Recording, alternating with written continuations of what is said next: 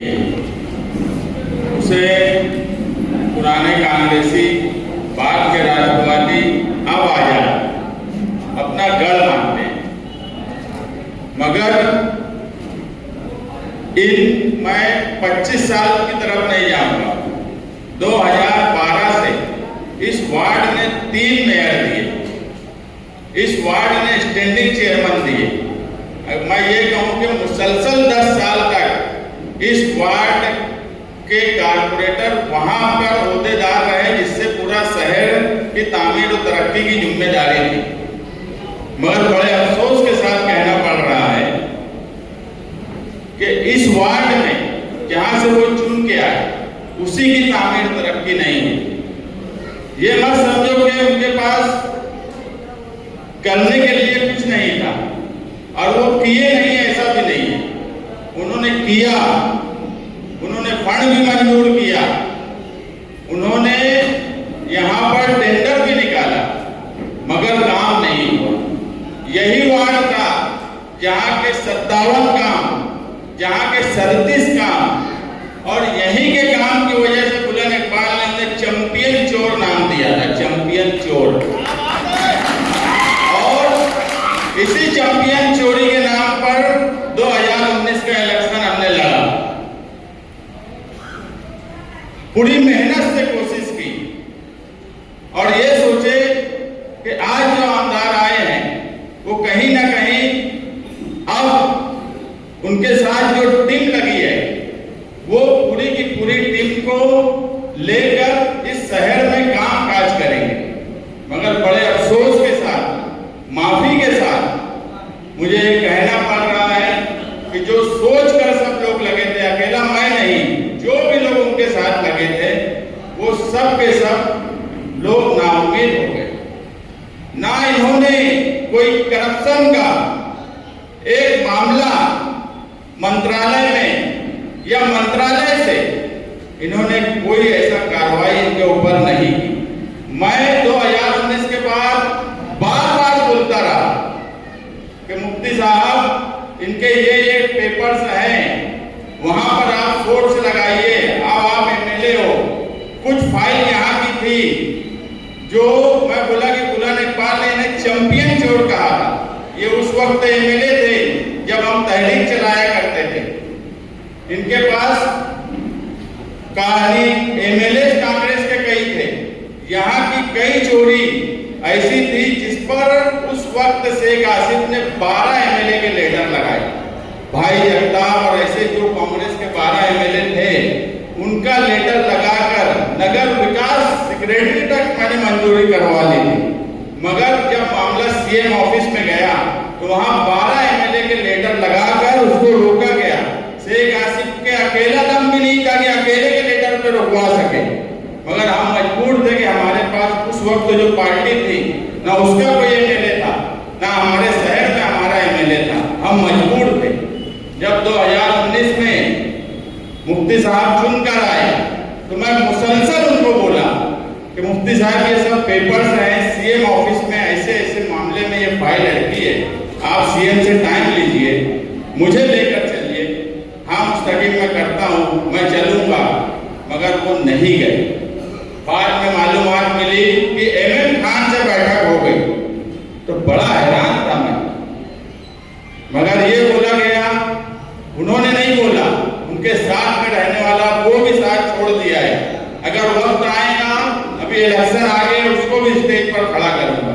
वो बोले कि मुफ्ती साहब बहुत परेशान है, वो वजह से थोड़ा सी कर लीजिए, जान दे। मैं बहुत हैरान था कि जिनके खिलाफ हमने इतनी मेहनत करके कागजात जमा किए और उसके खिलाफ कार्रवाई करने के बजाय इन्होंने बैठक कर ली। तो जो बात मैं बोलता हूं कि 1999 से इस शहर में मिली जोड़ है कि तू मुझे हाजी बोल, मैं तुझे मुल्ला बोलूं। जब कार्रवाई करने की बात आए, कभी एक दूसरे के करप्शन के मामले में ये कभी चू भी नहीं करेंगे, बोलते भी नहीं। आप लोग देखेंगे मैं लगभग साल भर से कोई बदनवानी का नया मामला नहीं उठाता, जानबूझकर नहीं उठाता। कि मैं चाहता हूं कि ये शहर देखे कि अगर हम बदनवानी का मामला नहीं उठाते तो कोई नहीं ये हम सब करते थे। हमने कई मामले में कार्रवाई की। यही 60 फीट रोड पे जो गाले बनाए गए थे शेख इमरान की तरफ से, उसको भी तोड़ने का काम हमने ही किया। आप देखेंगे मदनी नगर में इस्लामिया कॉलोनी में जो शॉपिंग बनी थी, यानी चैंपियन चोर ये कैसे है कि उस शॉपिंग को इन्होंने एडवांस देके दे दिया, कारपोरेशन की बनी, सालों से उसका किराया भी ले रहे। कारपोरेशन को मालूम भी नहीं, ना कारपोरेशन में कोई पेपर वर्क हुआ, ना कारपोरेशन को रुपया दिया गया। आज 10-12 साल के बाद वो कॉलोनी, वो सारे शॉपिंग सील है। किसका नुकसान हुआ? वो जो गरीब लोग लिए थे। यानी तुम लोगों को सिर्फ धोखा देते हो। नुकसान किसका हुआ? आम आवाम का नहीं हुआ। जो टैक्स के जरिए कारपोरेशन में पैसा जाता वो इनके खीसे में गया। आज वो बेचारे लुट गए, उनका पैसा भी गया, उनकी जगह भी गई। इसीलिए बुलंद इकबाल ने इन्हें चैंपियन चोर कहा था। आज अल्हम्दुलिल्लाह मालेगांव शहर में समाजवादी वाहिद ऐसी पार्टी है कि मालेगांव शहर में एरिया के हिसाब से सियासी मजबूती और सियासी हालात बदलते हैं। पूरा शहर एक सियासी हालात पे नहीं रहता। कहीं पे किसी का अच्छा होता है, कहीं कोई कमजोर होता है। मगर समाजवादी वाहिद पार्टी है। आप सुनते हैं कोई बोलता मेरा पक्के एरिया में बहुत अच्छा है, कोई बोलता मेरा कच्चे एरिया में बहुत अच्छा है। हमने गुरुवार वार्ड, तुम्हारा गोल्डन नगर, आगरा रोड का शुमाली हिस्सा, आज यहाँ मीटिंग ले रहे हैं, किले में मीटिंग लिए।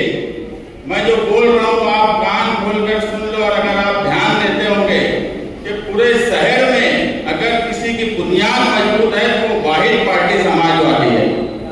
जो अपने आप को आज नुमाइंदे बोलते हैं, वो बोलते हैं पक्का एरिया मेरा है। मैं बोलता हूँ कच्चे एरिया में तो उनके पास आदमी भी नहीं है काम करने वाला। आज ये हुजूम मीटिंग ये बात साबित करती है कि पक्के एरिया में भी हम ही हैं, कच्चे एरिया में भी हम ही हैं। बाकी दो लोग तो हिस्से में खड़े हुए हैं। आज अगर कोई 1 नंबर पर है तो हम हैं, बाकी 2 और 3 नंबर की लड़ाई वो आपस में कर रहे हैं। कोई आज पार्टी में रहने के बाद 5 साल जो पार्टी के लिए कुछ नहीं किए, उस पार्टी में रहने के बाद आज कांग्रेस की चौखट पर जा रहे हैं। एक का हाल ऐसा है कि ना झंडा है ना डंडा है। हमारे पास झंडा भी है, हमारे पास डंडा भी है, हमारे पास पूरे शहर में बुनियादी काम करने वाले लोग भी हैं। मैं अगर बोलूं कि पूरे शहर की सिर्फ एक हिस्सा है जिस पर आप काम कर रहे हैं, जहां आपको लगता है कि अभी हम वहां कमजोर है, एक वार्ड ऐसा है। बाकी पूरे शहर की हर जगह यादी पर हमारे लोग हैं। उस हिस्से में भी हम काम कर रहे हैं, अपने लोगों को लगाया और इंशाअल्लाह जल्द ही उस वार्ड और वो हिस्से में भी हम पूरी ताकत से वहां भी हमारी बुनियाद रखेंगे। बाकी किसी भी पार्टी की पूरे शहर में काम काज करने की आज ताकत नहीं है। मैं बहुत हैरान कि इस शहर में हमारे आमदार साहब हर मामले में झूठ, हर मामले में झूठ। तामीर और तरक्की का नारा जो दिनेंदु में लेकर आए, उनकी मदद करने वाले, इस्लाह सियासत की बात करने वाले, आज शहर के उलमा को आना पड़ रहा है कि सियासत की इस्लाह की जरूरत है। मुझे बताओ, एक आलिम के आने से पहले, दिनेंदु से पहले उलमा इकराम को जमा होना पड़ा कभी कि सियासत में इस्लाह की जरूरत है। उस वक्त इस्लाह भी थी, उस वक्त जरूरत के काम करने वाले लीडर भी थे। ना आज जरूरत के काम करने वाले लीडर हैं जो इस्लाह सियासत का नारा लगाए थे, वो खुद दूसरी डगर पर चले गए। आज उनको इस्लाह करने की जरूरत है। उलमा इकराम इकट्ठा होता है, बोल रहे कि इस्लाह सियासत की जरूरत है। ऐसा इस शहर में कभी नहीं हुआ। मामूली बात में झूठ। एक मस्जिद के परमिशन को लेकर अगर कोई आदमी झूठ बोल सकता है, उसी की पार्टी का एक ही एमएलए, यानी एक साथी एमएलए जो 5 साल मुसलसल इनके ताल्लुक से यही बोला कि कोई काम नहीं करते, सिर्फ क्रेडिट लेते हैं, झूठ बोलते हैं। हमारे समाजवादी में आने से पहले कब्रिस्तान ट्रस्ट तो रईस शेख के पास भी गए, रईस शेख ने भी उसमें लेटर दिया उस कब्रिस्तान ट्रस्ट को, वो लेटर भी मुझे दिया गया। मगर भैया लाल शाह जो तकिए में रहते हैं, उन्होंने मुझे पीछे ही कई मर्तबा बोले कि मैं न्याय मोदी को लेकर गया, वक्फ बोर्ड में गया, फारूक साहब वक्फ बोर्ड के भी रुकन है, नगर विकास में भी गया। तो कहीं ना कहीं अमली तौर पर उन्होंने कोशिश की, जिन्होंने जो लोग उनके साथ जमीयत के नाम से जुड़े हैं, उन लोगों को धोखा देने का काम किए। अगर ये काम कर सकते होते, ये एमएलए हैं, अगर ये वो काम कर सकते तो मुझे बताओ कब्रिस्तान ट्रस्ट को रईस शेख से लेटर लेने की जरूरत पड़ती, उनको फारूक साहब के पास जाकर उसकी मदद लेने की जरूरत पड़ती। मगर उसके बाद भी जब परमिशन आ गया तो हिज्जे लगा के मराठी पढ़ रहे थे। किरण चंद्र मड़गांवकर से मैंने बात की, वो भी कागज पे लिखा हुआ था। आप एक बात ध्यान रखो, जब कोई परमिशन मिलता है तो मंत्रालय के ही कोई सेक्रेटरी या कक्ष अधिकारी तो उस पर नाम और साइन होती है। वो पढ़ना भी नहीं आ रहा था, हिज्जे लगा के मराठी पढ़ रहे थे। जिनको मराठी नहीं आती, जिनको इंग्लिश नहीं आती, जिन्हें काम करने का तरीका नहीं है, वो झूठ बोले। फारूक शाह ने उस आदमी को जो किरण चंद्र मड़गांवकर था, उसको फोन करके जब बोला कि मालेगांव मध्य के एमएलए आए थे क्या, तो उन्होंने कहा कि मैं तो उनको मतलब कोशिश तो जाने दो, मैं तो उनको पहचानता भी नहीं। तुम क्या समझ रहे हो इसमें सिर्फ मालेगांव तक ये बात है? तुम्हारी बदनामी सियासी जो शहर, मुझे मुंबई के एक लीडर ने कहा था जो हमारी पार्टी का नहीं था, कि मैं हैरान हूं कि वो शहर जो निहाल अहमद को चुनकर देता था, वो शहर ऐसे आदमी को चुनकर दे रहा है। मैं हैरान, मगर मैं हैरान नहीं था उस वक्त भी। मुझे समझ रहा था कि एक असर है, उसके तहत लोगों को एक मामला लगता है कि आगे कुछ होगा। मगर सियासत के 17-18 सालों में अब लोगों को ये महसूस जब होने लगा कि ये दोनों से कुछ नहीं होने वाला, ना शहर की तरक्की होने वाली, ना सियासत की इस्लाह होने वाली, ना ही ये रोड गटर की बात बोलते वो तक ये शहर में नहीं करके दे रहे हैं, तो शहर तीसरी तरफ देखने लगा।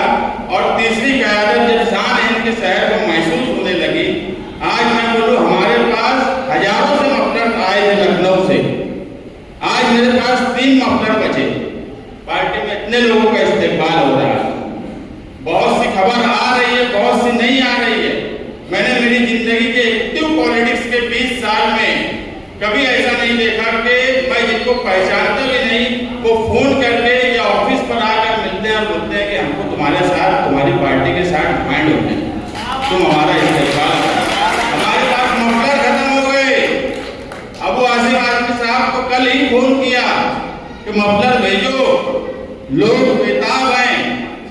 तो वो बोले कि मैं जा रहा हूँ बस लखनऊ, वहां से मफलर भी भेजता हूँ, तुम्हारा ऐलान भी करवाता हूँ।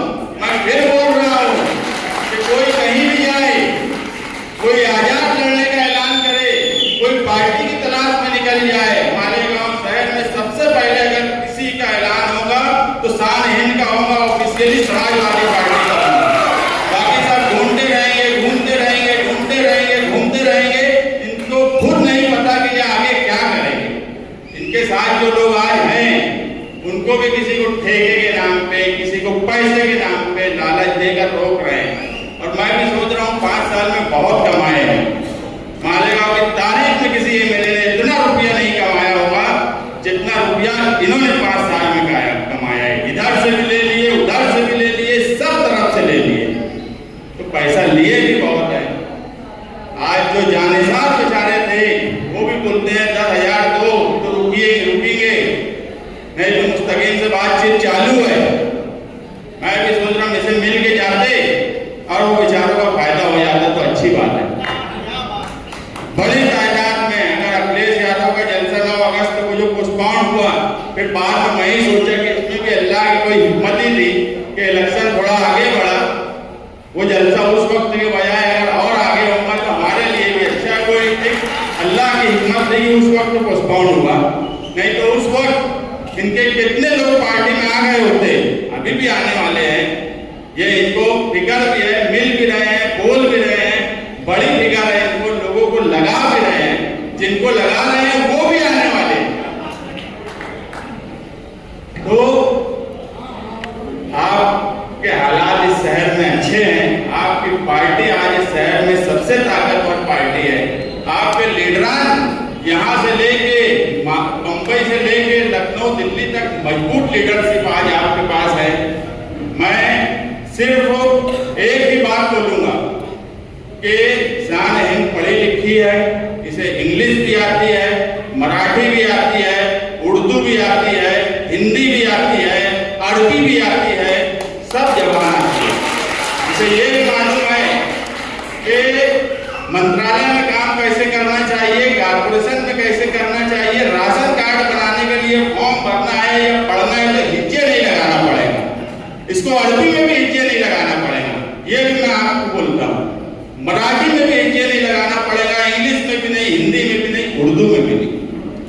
आज किसी को पढ़ना ही नहीं आता, कोई चौथी पास है, कोई आलिम है, बहुत अच्छे हैं, हम मानते हैं कि उस फील्ड में वो माहिर है, मगर जो सियासत में जो जिम्मेदारी आपको इस शहर ने दी उसमें आप जीरो हो।